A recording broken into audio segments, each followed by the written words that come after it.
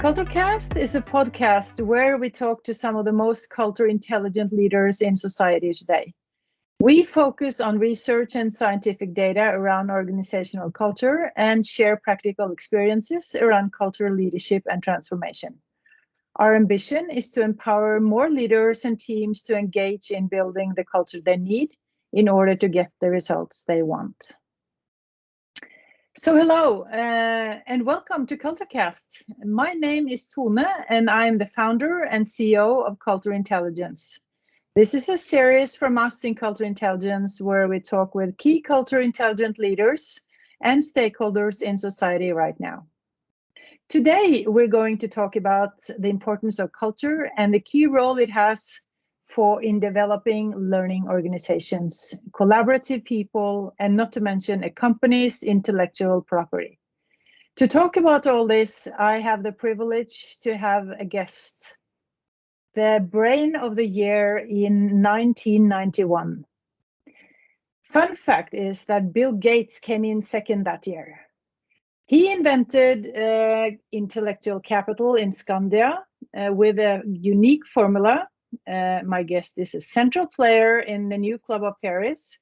He is a true global citizen and has been a warm and supportive inspirator for me personally. Welcome to us, Leif Edvinsson. Thank you, and happy future to all of you. Thank you. I'm very grateful for this opportunity, and we have a lot of mutual connections and friends to relate to. So over to you again. Thank you. First of all, Leif, you have such an amazing life, and I must say I just get thrilled every time I see you either post things or send me articles or stuff. So there's just so much to take from here. So I don't almost know where to start. But why don't you try to just tell me your story in the short version of it, of course. How did you end up here? I haven't ended yet. Yeah, I know. But what brought you here? Curiosity. Yeah. And, I think it's a key dimension in this search for what's around the corner. And I think we are trained actually to recycle too much instead of building what we don't know that we don't know. So that is probably what brought me here, that I don't know what's going to happen the next hour, but I'm very curious to find out what we are going to talk about. Yeah, and that's so exciting because you have done so much, like I said. So, and a red line in your story is, I think, at least the way I've captured it, is the curiosity along with the knowledge and the learning. And to bring our listeners back to when we first met, I was HR director in Wilhelmsen. We had just merged with Wallenius Lines from Söder. We didn't really know how to work with intellectual capital. We didn't really know what culture was all about. So we were searching and we were also curious. And then we found you. And you had done so much. So in Skandia. So why don't you tell us a little bit about your research into the intellectual property, the way you had done it? Well, it probably started with that we had so much hidden value in Skandia, and we started to talk about it. So one of the very first steps was a kind of frustration with that we have all these value assets or intangible assets, but we don't really score them, and therefore people don't know about them. So we had a lot of hidden assets that our colleagues didn't know about. So the first step was actually to do a video, which I do recommend people to do in organizations. Start by making a 5-10 minute long video clip on what's curious dimensions of your organization. And that brought us into the accounting for it. And I will tell you about this accounting down the road. But right now I need some coffee. That's quite all right. But this film was actually done with some people that a few years back got the Nobel Prize. Hmm. So we were starting to explore the knowledge mill or mail or track and on how to work with these hidden assets. And of course, when we applied it, we created values for somewhere about 200 billion Norwegian crowns in a couple of years. But that was the financial capital. What's even more important are what they call today soft assets or soft skills. I just had a seminar this morning with the people from Silicon Valley, and they were highlighting the starting point with human capital, but then they have realized that it is much more than human capital, and they call it technology. But then now they have realized that it is soft skills that is important. And you might even call it what's in between people. And how do you work with that in between people? And that's what you are a specialist in with the culture engine and the culture intelligence. And that brought me in touch with Brian Hall, as he has been working and had been working with this in Canada. And there I had friends in one of the big banks, and he had been very, very happy with working with Brian Hall and applying it. So we met him and we started to test it and apply it in Skandia as well. And it's a remarkable insight in his research from Silicon Valley and the Santa Clara University there, and his colleague Benjamin Tonna as well. And as a short note there, Benjamin Tonna was actually the Chief Intelligence Officer for the Catholic Church.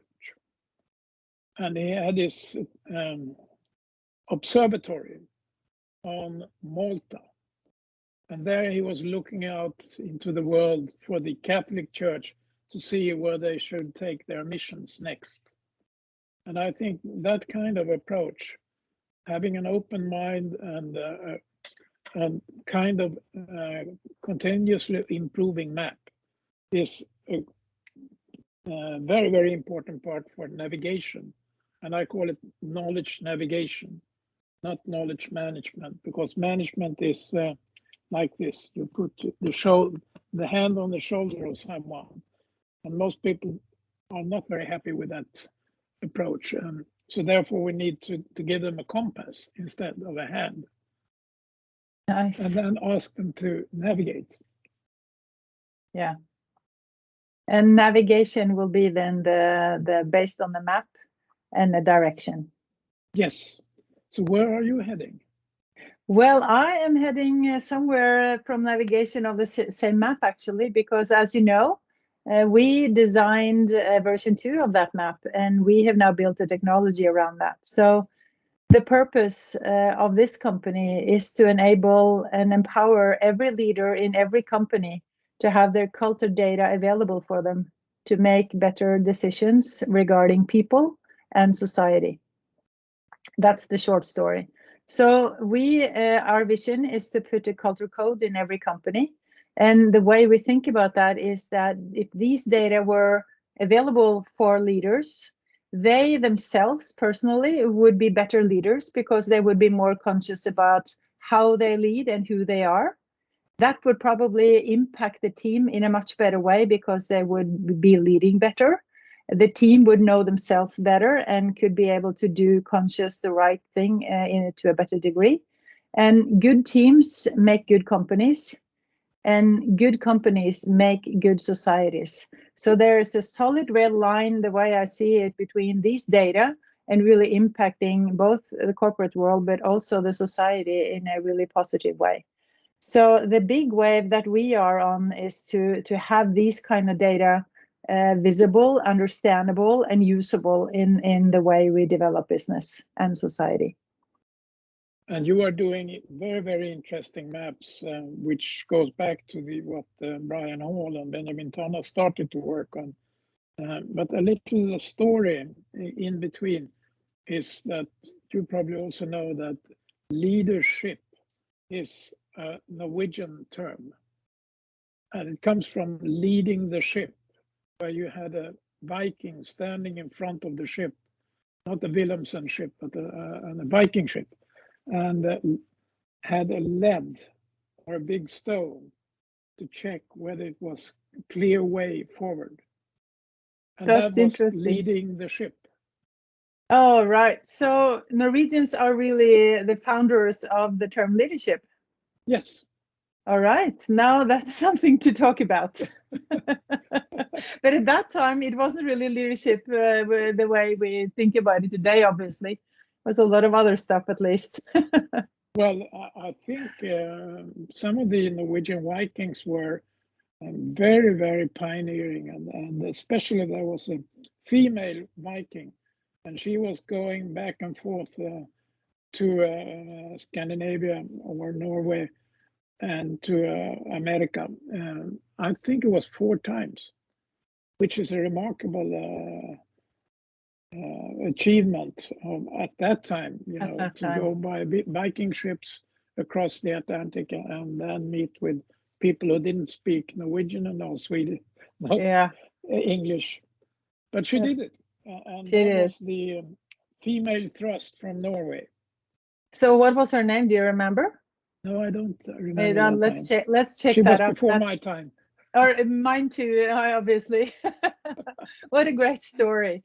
Yes. And like, you were really a pioneer in this field of work that we are in right now, the intellectual understanding, the capital of seeing there's more to a company than just its physical assets. So really understanding this field. And now that was way back when. I think we met in '89 or something. So now, so much later, what is the true sense and importance of intellectual capital now, as of today?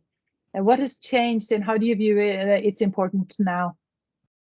It has become more and more important. And first of all, it's visible on the stock exchange, where you see that the value is outside the accounting system and way off the book assets of the enterprise.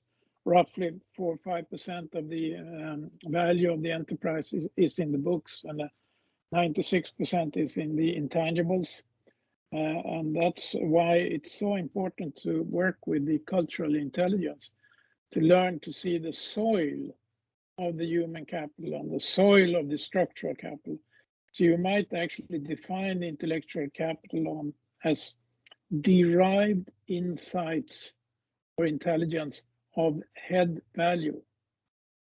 So what's the derived insights from looking at your intangibles? And as we started off, you can do it with a video camera, but you can also do it with metrics, and you can do it with statistics. And today we know that the data statistics is a critical asset, and the most important job in Silicon Valley today is data scientist.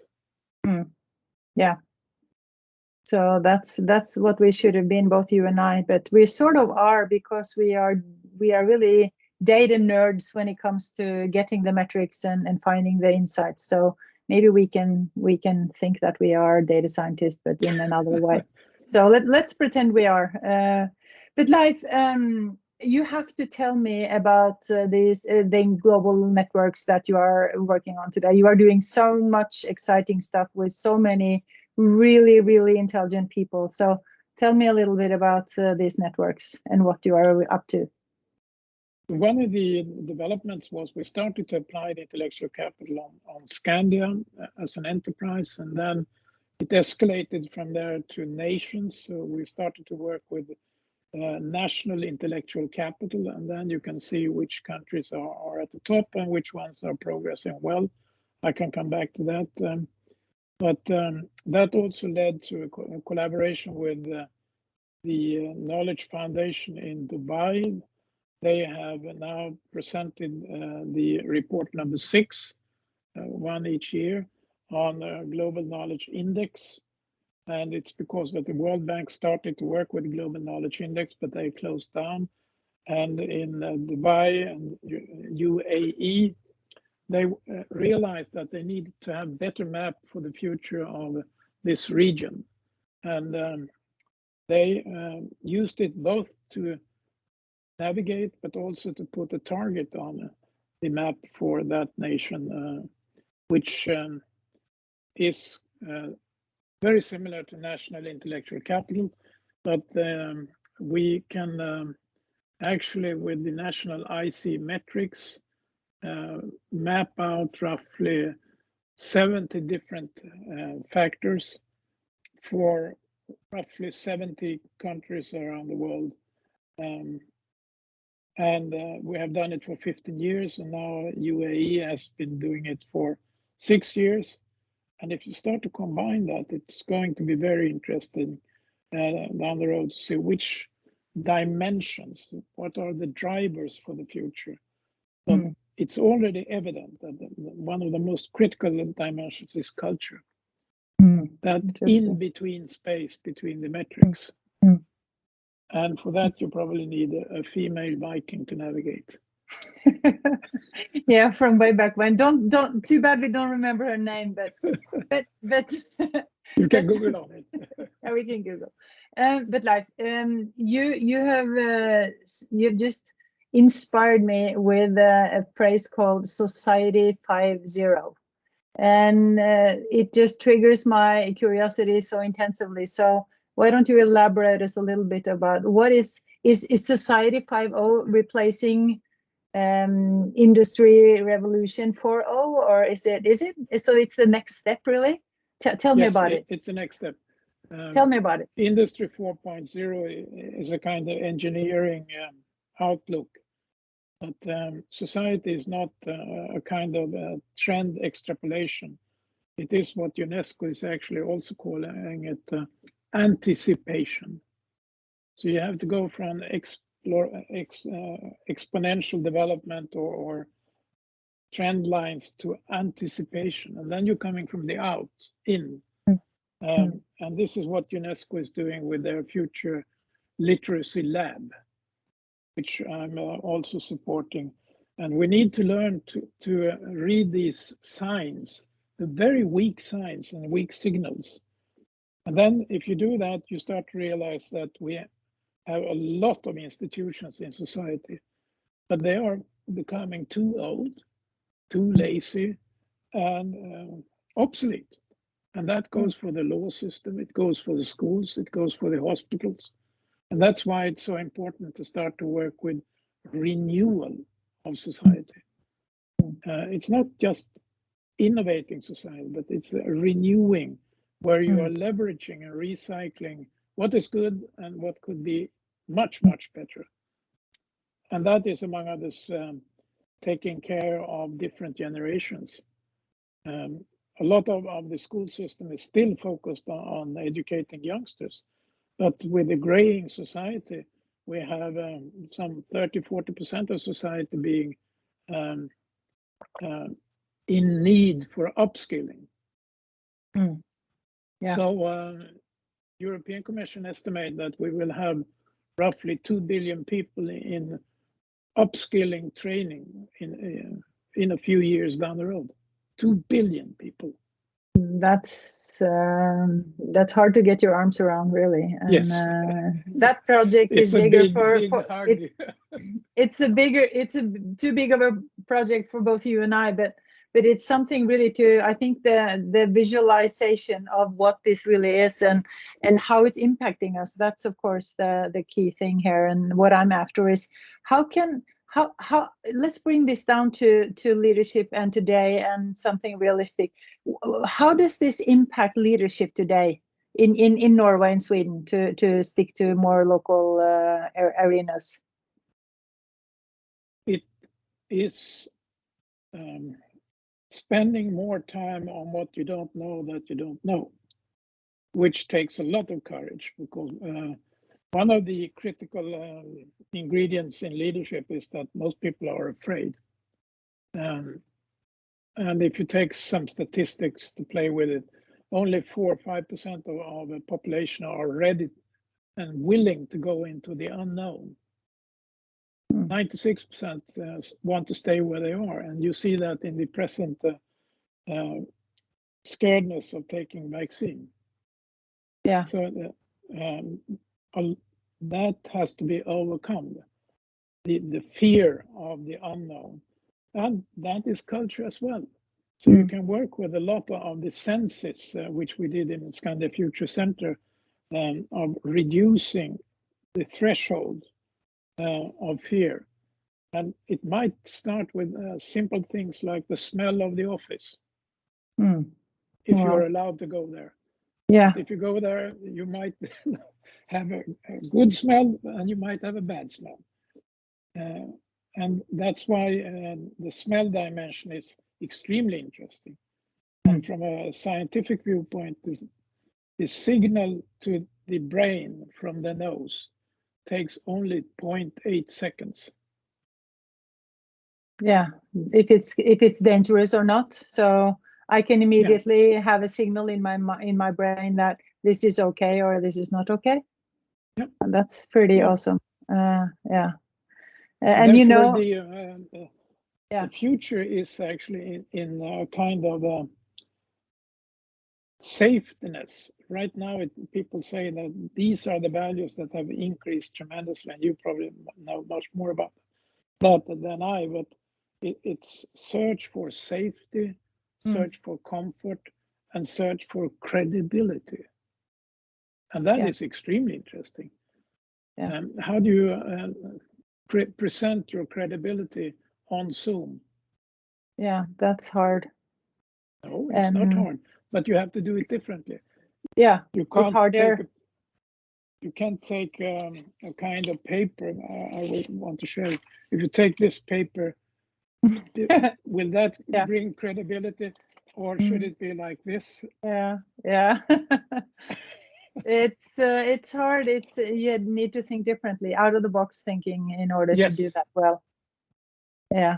So and this is of course data that we have also identified, that the values for the foundational issues have become more important, and that is on behalf of the more innovation values. That's the scary part, that the innovation and exploration and all these things have become less important to people just because of the pandemic. But so there's a huge restoring from leadership now that needs to take place in order to rebuild and renew, like you said. So I like the phrase of renew the society and renew. But I think you have to start with renewing the corporations. Renew yourself, renew your team, and then you can also look at how can this be done collectively.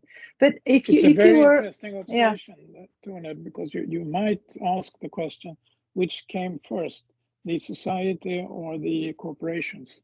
Yeah. And that's another podcast, I think. But it's really important, and the way I think about the red thread between leadership and teams and corporations and society, I think that link is really a solid one, and that's why. And values are the language or the currency that interconnects them.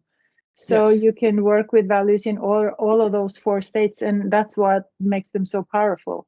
So, but if we turn into you also talk about sustainable companies or sustainable teams or sustainable corporations. How would you define a sustainable company in these days? It's probably a company that is renewing with a kind of sensible rhythm. Because if you take a city, for example, what's the renewal speed of the city of Oslo? Is it high enough, or is it a little bit too complacent? And when you have reached a certain level of affluency, it becomes complacent until you get the revolution on the streets or some pandemic or some other outside factor coming in. And a lot of the situations in Europe is characterized now by increasing chaos because of a combination of lack of navigation and fear for what we don't know, and not the trust in the societal institutions.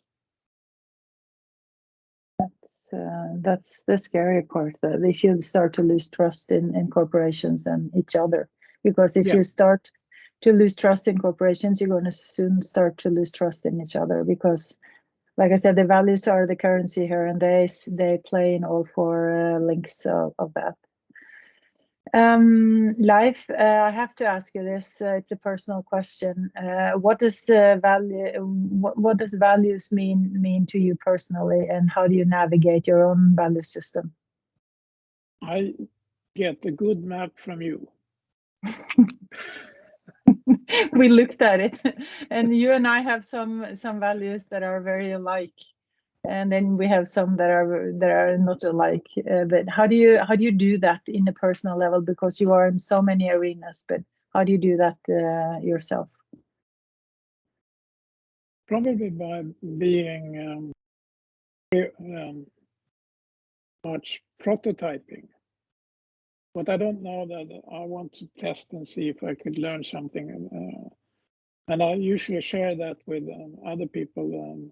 So when I was a professor at the University of Lund, Sweden, many years ago, I brought them China Daily and asked them to read China Daily for a week, and then come back and tell me what are the signals in this reading of China Daily.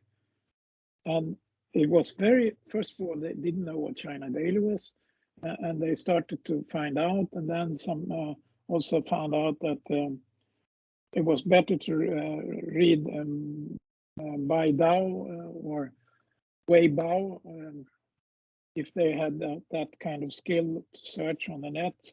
And then they could start to see some of the signs that today are very strong signals from China.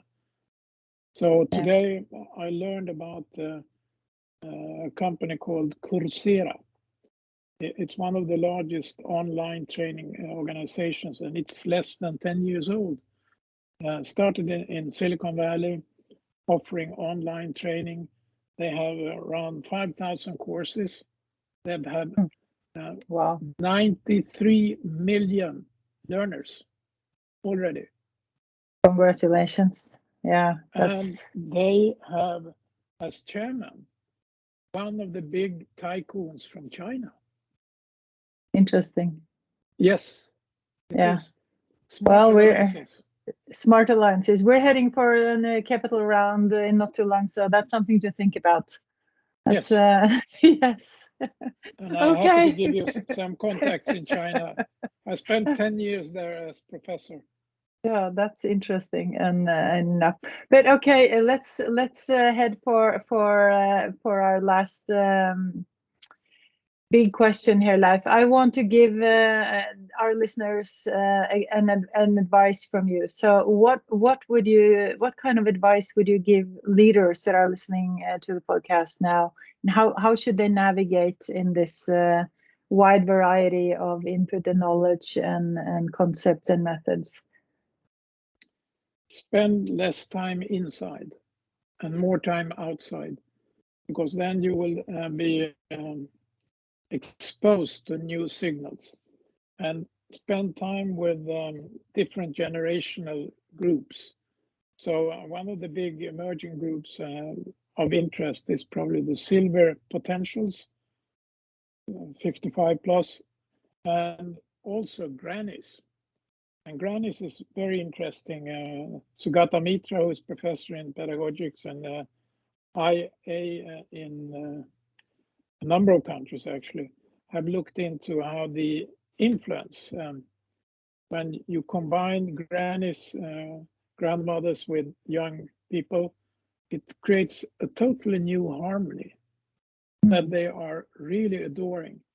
So he started to experiment with that between India and California, and it worked out very well.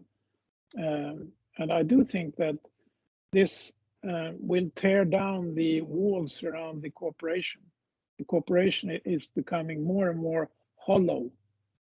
And that is why the values intelligence is so important. What will be the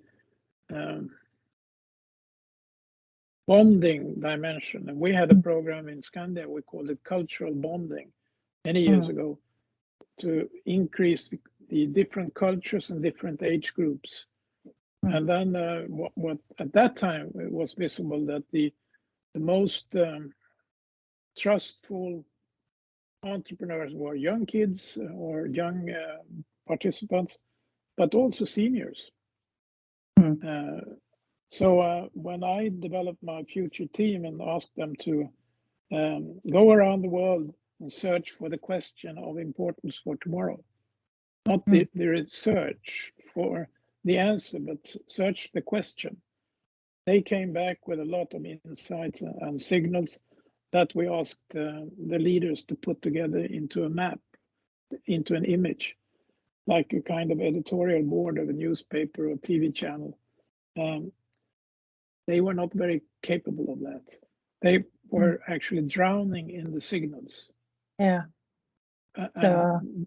This is a part of how to anticipate and read the map of so many different signals and be able to take that one, and then navigate. You know that as a sailor, but applying that in corporation is the same actually. And the corporation is, as you know, in German it's called Gesellschaft, and Gesellschaft is very close to Gemeinschaft or company, which is actually you come together and do it. Now it's sometimes called collaborative efforts. That's also a word, yeah. That's or complex cultures, and it's, yeah. But this is just amazing, and I could feel that all I want to do now is to buy the two of us 2 tickets, and we can fly around the world, and we can values map and culture map and explore and identify. That would be an awesome project. So let's not think. Flying. We are training. Yeah. Viking ship. Let's sail then. It's going to be take some more time, but it's much more pleasant. So, okay, Leif, thank you so very much for being with me on the podcast. And I so look forward to see what the next things that you will be up to will bring us. So thank you again. Happy future. Thank you. Happy future.